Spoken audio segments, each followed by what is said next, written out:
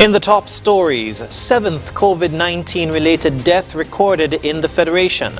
Featured speaker for Prime Minister's lecture series revealed, and new events added to 38th Independence celebrations. The details to these stories and more after the break. Time to chill and the story chill. Choose a chill and the story chill. Chill with flavor. Blood orange and lemon lime. That's with bitters, yeah, yeah. We love the vibe. Refreshing every day. Cool like island breeze. Forget your worries. Come, chill with me. And the story chill, chill, chill. And the story chill. And the story chill. Chill with flavor. Summer is ending, but the deals are just beginning with the Court's end of summer sale. Get up to 50% off your favorite items, to include patio furnishings, pools, coolers, TVs, mattresses, and more. Plus, shop today with the ready finance and pay nothing for 60 days. Take advantage of these sizzling summer deals for a limited time only. Shop in store and online at shopcourts.com. Conditions apply. Courts, bringing value home.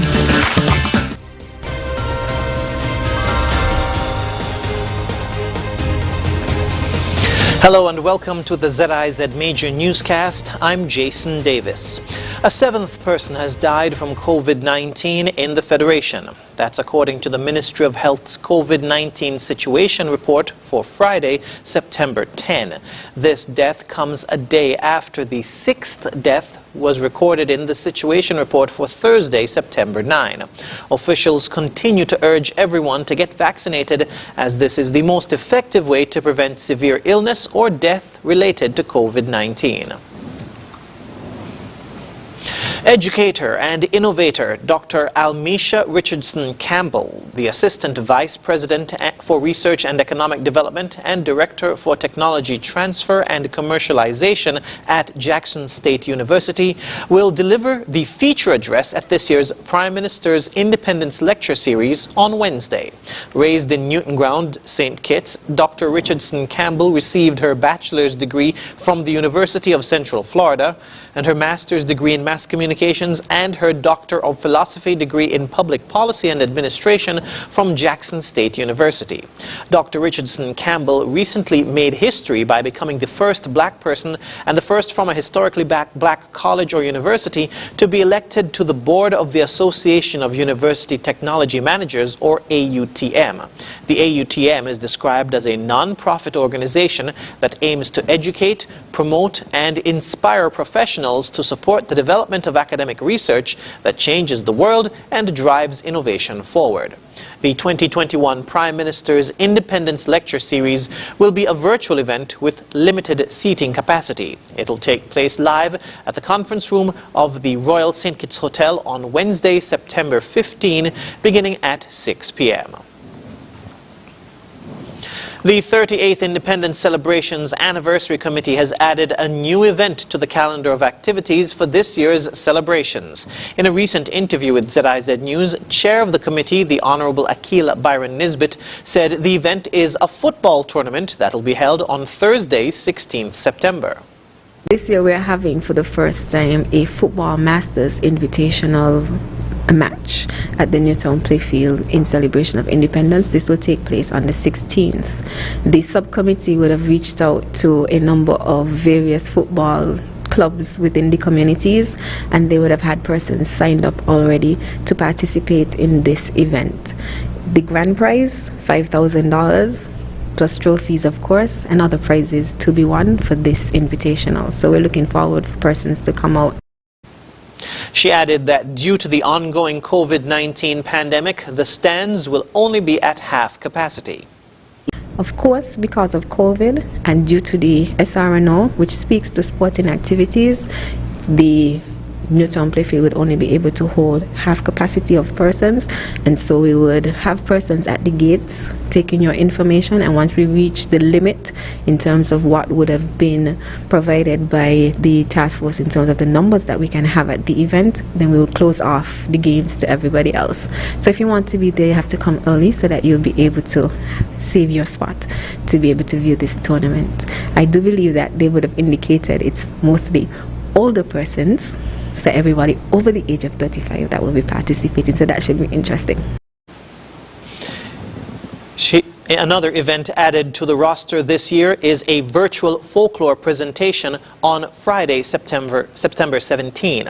All events for the 38th anniversary of independence are guided by the theme Adapt, Diversify, Recreate Independence 38.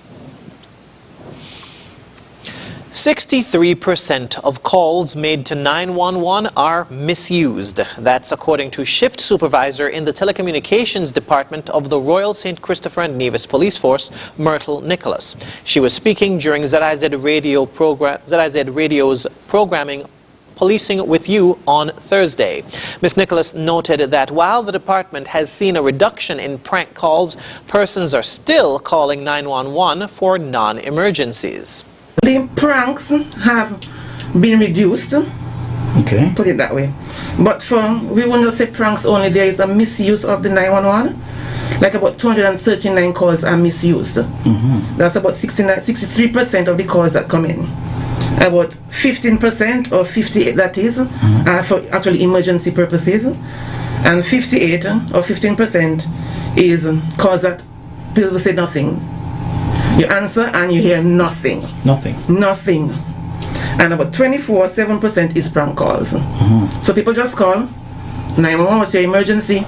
And you hear nothing, the phone just hangs up. And then persons call for the prank. There's a fire. The fire is dispatched, no fire. She further stated that the misuse is usually from civilians and police officers.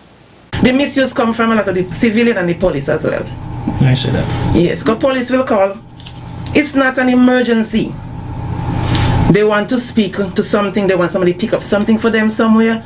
So it's not of emergency purposes. So it is misused. Persons from the public, oh, I need traffic to pick me up here, I need this done. So it is not an emergency purpose that they call in 911 for. So they misuse in 911 when other emergency calls could be coming in. Telecommunications officer within the department, Julian Marshaw, outlined the procedure for dealing with prank calls or the misuse of the 911 line. Well, when we get a prank call, we record the number, the telephone number that called, and when we get the response from fire that it was a prank, we normally will call back the number and inform the person that they are committing an offense and to please discontinue. And the reason why it's a major issue, because if they are using the resources for no emergency reason, and there is a real emergency, we will have a backlog in getting maybe the fire truck or the ambulance at an emergency location. He said to further assist the department with prank calls, they're using a technology known as geofencing, which is the use of GPS to help locate persons who make these prank calls. After the break, TDC presents Culturama 47 CAISO finalists with sponsorship checks, and concerned citizens of McKnight donates to Irishtown Primary. Stay with us. It's happening again! By popular demand, we're doing it again! Yep, we're doing it again! Horseman's Furniture and Appliances is once again giving away double cash back the months of September to December. Every customer at the Horseman's Furniture and Appliances showroom in St. Kitts and in Nevis gets double cash back coupons for absolutely free groceries. But it doesn't stop there! Every higher purchase customer will also get a chance to win! Yep, get double cash back for free groceries and a chance to win absolutely free groceries for a year with every $100 spent on higher purchase. By popular demand, we're doing it again. Double cash back for free groceries, plus a chance to win free groceries for a year. Come to Horseman's Furniture and Appliances today and expect low prices, expect great quality, expect free delivery, expect double cash back for free groceries, expect a chance to win free groceries for a year, expect the extraordinary. Terms and conditions apply. Triple the joy at home as you elevate your experience with Flo's new Triple Play bundles. For the first time ever, bundle up and save on internet, TV, and home phone together for more satisfaction. For as low as $175, enjoy up to 35 megabits per second super fast internet, 70 TV channels with HD entertainment, and free landline minutes with the all-in bundle. Visit your nearest Flo store to sign up for a Triple Play bundle. Conditions apply.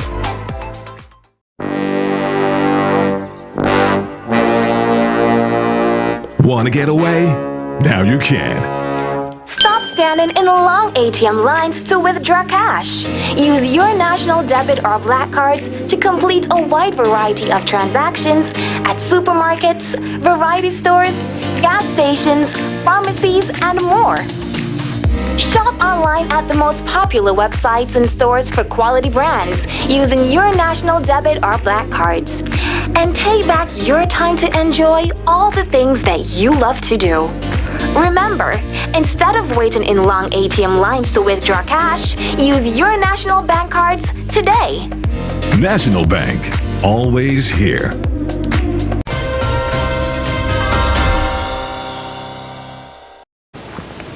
Welcome back. TDC, the title sponsor of the Culturama 47 Senior Kaiso competition, has distributed preparation checks to all 8 finalists competing in this year's virtual show. The handing over ceremony was held in the showroom in TDC Home and Building Depot at Penny's on Thursday. Managing Director of TDC Nevis Limited, Ernie France, said the company is proud to be associated with the Kaiso competition and to continue its long-standing partnership with the Culturama Committee. During the handing over ceremony, the finalists also selected the positions they'll be performing in on competition night. The order of performances for the TDC Senior Kaiso competition on September 18 is as follows.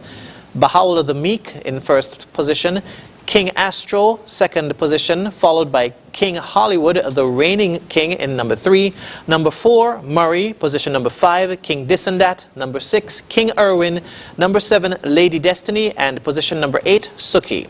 Mr. France wished the entertainers well and encouraged members of the general public at home and abroad to log on to the online stream and support the event.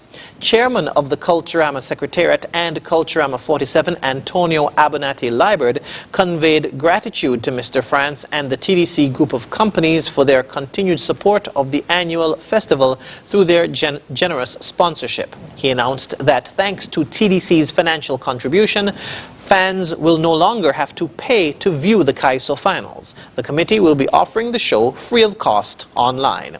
He invited persons to log on to the Culturama and NTV Facebook and YouTube pages on September 18 at 8 p.m. And finally, on the national scene, local community group Concerned Citizens for a Better Mac Night made a donation to grade 4 students of the Irish Town Primary School during a brief handover ceremony at the school on Friday. Items donated included school supplies such as exercise books, pencils, and calculators. The group also donated hand sanitizers, face masks, and dispensers to assist with maintaining non-pharmaceutical measures of the COVID-19 protocols. During the ceremony, group representative Kenrick Martin said, quote, "The Concerned Citizens for a Better Mac Night feels that this contribution will greatly assist parents with school expenses as well as adhering to the COVID-19 protocols," end quote. He concluded by encouraging the students to, quote, "continue to work hard in school, do your best, and reach higher for a better future," end quote. Coming up in regional news, COVID-19 violations now ticketable offences in St. Lucia. The details when we return. We ready. Cricket is we game. Don't not quite the same. We still display our passion, love all over the Caribbean. Can you feel me?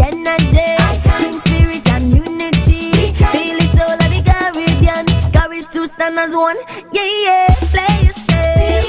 We the best, we the best, we the best, we the best, yeah. With passion, courage, and love, we in this together now. Republic Bank, official banking partner of CPL 2021. Be a hero. September is the month of heroes in St. Kitts and Nevis. And for the months of September to October, Hosford's Automotive wants you to be a hero too. Yes, drive like a hero at the massive Hosford's Automotive Be a Hero sales event. Go to Hosford's Automotive today and drive away like a hero with up to $35,000 discount on select models. Your choice of either free gas for 3 months or up to $1,000 in free groceries. Pay just 10% VAT. Yeah, just 10% VAT. Free servicing for 1 year.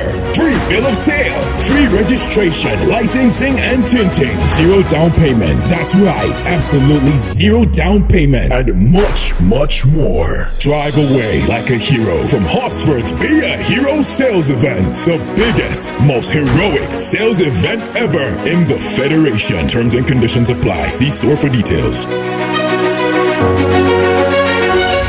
Up and away!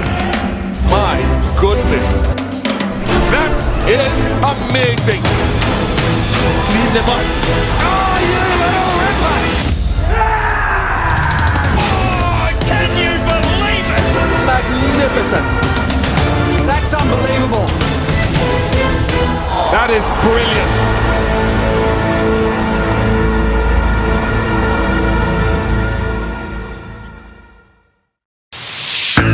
Summer is ending, but the deals are just beginning with the Court's end of summer sale. Get up to 50% off your favorite items, to include patio furnishings, pools, coolers, TVs, mattresses, and more. Plus, shop today with a ready finance and pay nothing for 60 days. Take advantage of these sizzling summer deals for a limited time only.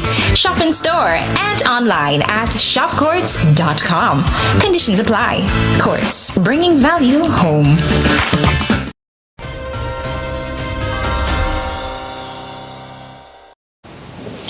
We move now to news on the regional scene. St. Lucia's Minister for Culture, Dr. Ernest Hillary, has expressed support for the amendment of the law to make COVID-19 protocol violations ticketable offences.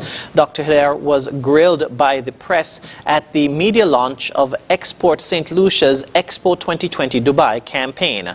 More in this HTS News report. Persons will soon be fined for breaching COVID-19 protocols.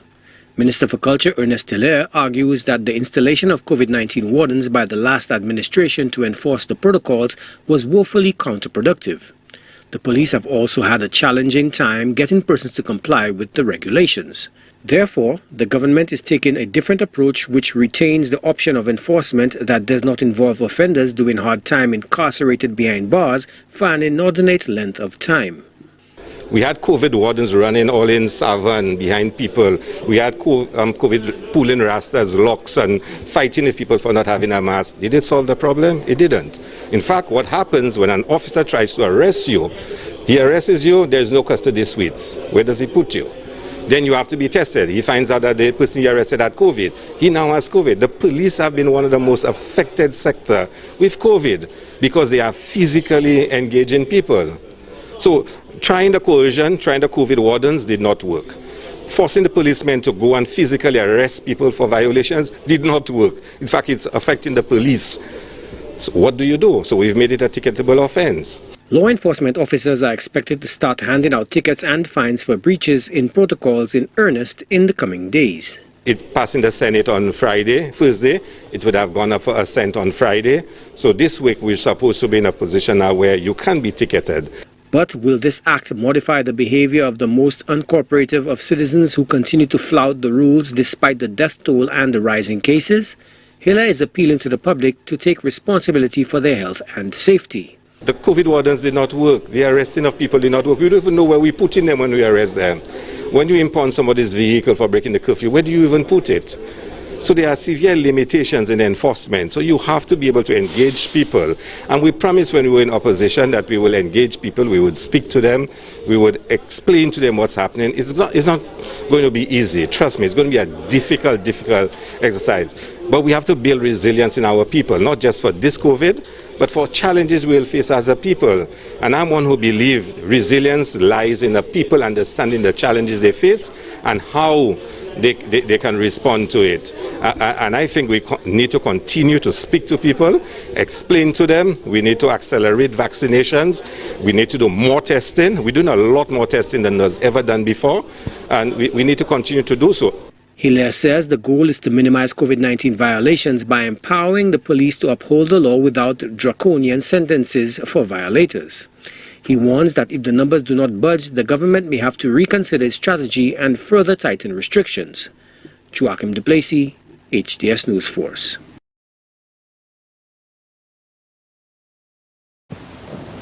Coming up, the effects of 9/11 and 20 years of war on Afghans. We'll tell you more when we return. Imagine having the luxury of putting all your trust in one insurance company and being able to enjoy a life to the fullest without having to worry. Well, don't imagine. National Caribbean Insurance is here to take care of all your insurance needs. Insure your life, vehicle, boat, home, belongings, and your future. At NCI, we make it our business to ensure that you enjoy every stage in life. We serve, we protect, we satisfy. That's NCI.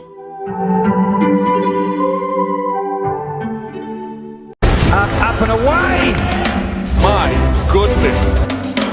That is amazing! Clean them up. Oh, you little ripper!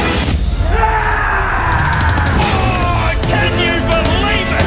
Magnificent! That's unbelievable! That is brilliant!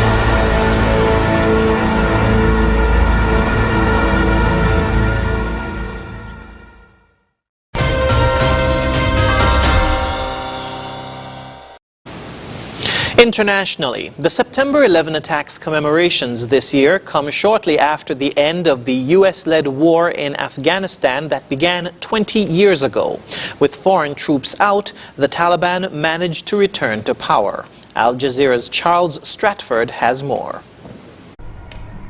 Inzal Gul's home was destroyed during fighting between US-led forces and the Taliban 14 years ago. His brother and one of his sons was killed. He and his family have lived in this camp for internally displaced people in Kabul ever since. He blames the United States and its allies for the pain they've endured. In the past 20 years we've suffered so much that at times we've hardly been able to eat for days. All Afghans have been through terrible hardships, bombardments, fighting, our houses destroyed. The war lasted so long because we are Afghans and we will fight for our country. In central Kabul today, Taliban fighters guard former government buildings and abandoned foreign embassies. The challenges the movement faces after what it describes as victory in a fight for national sovereignty are immense. It's been 20 years since the 9/11 attacks and the soon after US-led invasion to hunt down Osama bin Laden and remove the Taliban from power. Then followed what the Taliban describe as 2 decades of foreign occupation.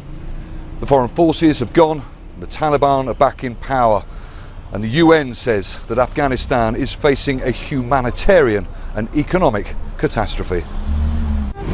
This is the old American embassy, once a hub of CIA and military planning and one of the most important centres of US foreign policy in the world. Now it's just an empty shell. Hamid Gul was 24 when US-led coalition forces invaded. He is scared about what the future holds.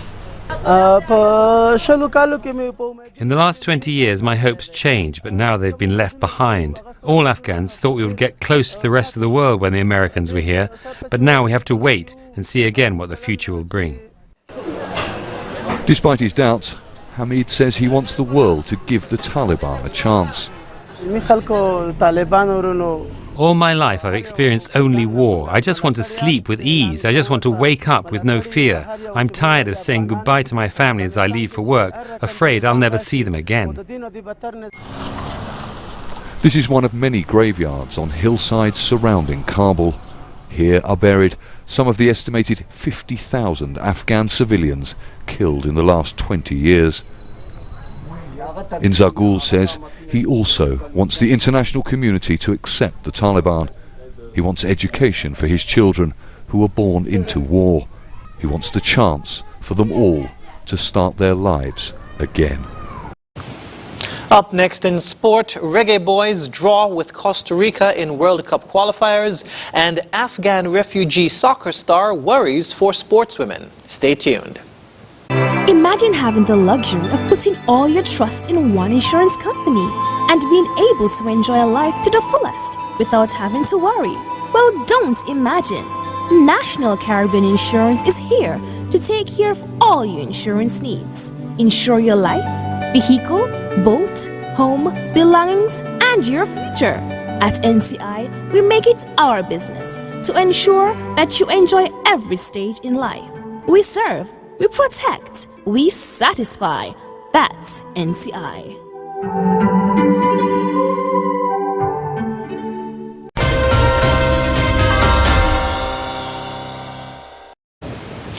First up in sport, the Jamaica Reggae Boys secured their first point of the CONCACAF World Cup qualifiers after battling to a 1-1 draw with Costa Rica in San Jose. More in this TVJ Sport report. It was a simple scenario for Costa Rica and Jamaica. Both teams needed points as they sat 7th and 8th respectively in the table coming into this fixture. Costa Rica hadn't scored as yet in the final round, while Jamaica were yet to register a point. And it was Los Ticos that got off to the perfect start as midfielder Jimmy Marin gave the 3,000 home fans something to shout about in the 3rd minute with a header in the 6-yard box. This was the 23-year-old's first international goal in his 9th appearance. It was also the 6th goal that the Reggae Boys were conceding in the qualifiers. The goal seemed to have woken up the Jamaicans as they started to be more assertive in the final third. Junior Flemings, Shamar Nicholson and Tyreek McGee all had opportunities, but the Costa Rican backline stood firm to avert the danger. Costa Rica also had chances to double their lead, but captain Andre Blake ensured that the game would go into half-time at 1-0. Jamaica started the second half the way Costa Rica did in the first, with purpose, and the Reggae Boys got their reward in the 47th minute through Shamar Nicholson. The 24-year-old was netting his 10th international goal for Jamaica and his 2nd of the qualifiers. It was also the first time Jamaica were scoring against Costa Rica in a World Cup qualifier in exactly 20 years. And Andy Lowe was the last man to score in San Jose prior to Nicholson. Joy at one end, but at the other, Blake had to be up to the task, and he pulled off a handful of brilliant saves to deny the Costa Ricans a 2nd goal. Nicholson had 2 further opportunities, but one went wide, while the other produced a save out of Keylor Navas. Javan East plays his club football in Costa Rica and knows this stadium quite well, but missed his effort. It was a point gained, but for Nicholson, he looked at it as 2 points dropped. I'm disappointed with my game overall, and I think I could do much better, but I think it's already behind, and we get a point, which is maybe in the long run can help us, and I think it's important now we focus on the next games. We were the best team on the pitch, we should have taken advantage of it. Captain Blake praised the effort of his teammates. This is what is required. This is the standard minimum. We show that we're capable. We just have to keep going. We have to stay grounded and stay consistent. Learn from these 3 games and keep improving, keep getting better. We still have quite a number of games. Once we kind of hit stride at the right time, it's we can really have a chance. The Reggae Boys remain at the foot of the table with 1 point, while Mexico with 7, Canada 5, and the United States 5 points occupy the top 3 spots after 3 games. The Jamaicans will next face the Americans on October 7 in Texas, Canada at home on October 10, and Honduras away in San Pedro Sula on October 13. Simon Preston reporting for TVJ Sports. As concern grows over whether the Taliban in Afghanistan will ban women from playing sport, soccer player Nadia Nadim, who fled the country in 2000, said she was glad to see international sporting bodies applying pressure, but she's not convinced it would have much of an effect. More in this Reuters report. Nadia Nadim fled Afghanistan in 2000 and now she is a professional soccer player with Louisville Racing FC in the United States. We fled the country because after the Taliban gained power, they killed my dad, who was a general in the Afghan army, and made it very, very hard for us to have a life and see a future.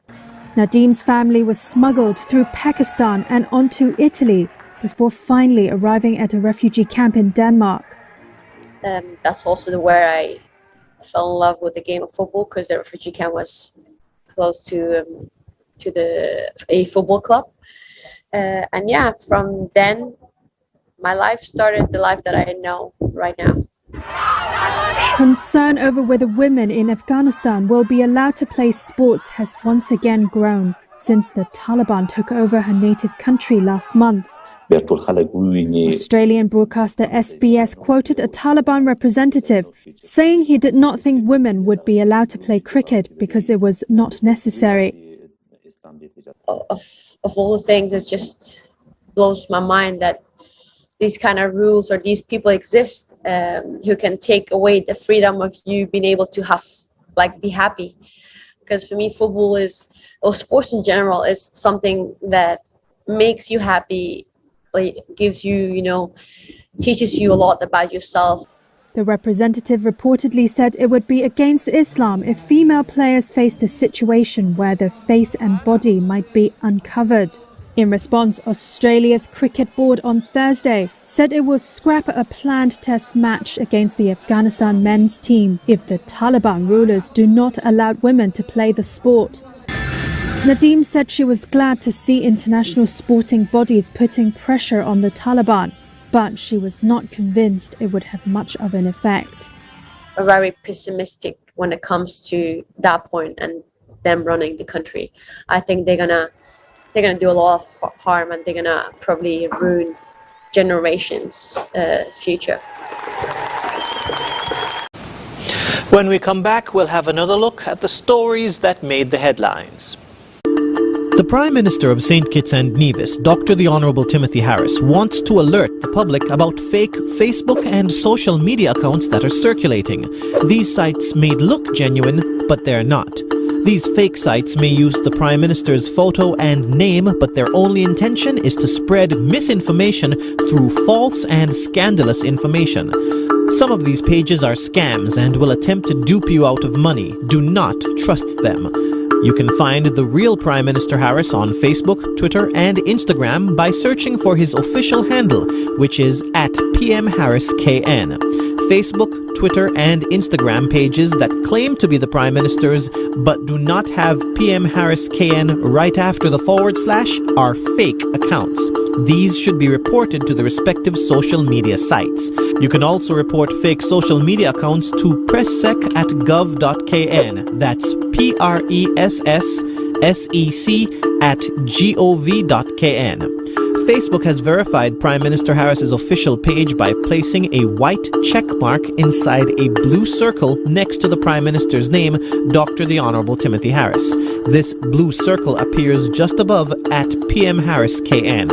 Also, be alert. If the person claiming to be either the Prime Minister or another government official asks you for money through instant messenger, direct message, or any other means, this is a scam and not a real charity. This public service announcement was produced in order to help you be an informed social media user.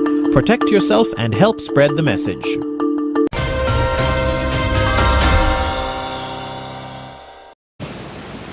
We now wrap up with a recap of the top stories. 7th COVID-19 related death recorded in the Federation. Featured speaker for Prime Minister's lecture series revealed, and new events added to 38th Independence celebrations. And that's it for the ZIZ Major Newscast. Thank you for joining us. I'm Jason Davis.